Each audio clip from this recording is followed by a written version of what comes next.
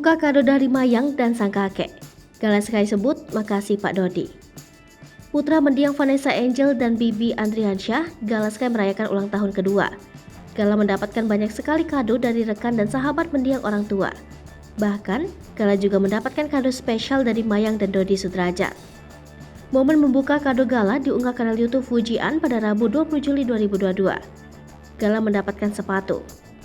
Setelah dibuka, Mayang dan Dodi Sudrajat memberikan kado sepatu bermerek Jordan untuk Gala. Gala lantas menirukan ucapan Fuji untuk mengucapkan terima kasih pada sang kakek. Gala terlihat memegang sepatu hitam pemberian Dodi Sudrajat dan Mayang. Selain itu, Gala juga mendapatkan beberapa pakaian dan mainan bermerek. Gala juga diberi kado rangkaian bunga uang. Bahkan, Gala mendapatkan 10 gram emas dari fans Fuji dan Torik yang disingkat Tofu. Untuk kado yang bernilai, keluarga Haji Faisal menegaskan akan menyimpan dan menabung uang atas nama Gala.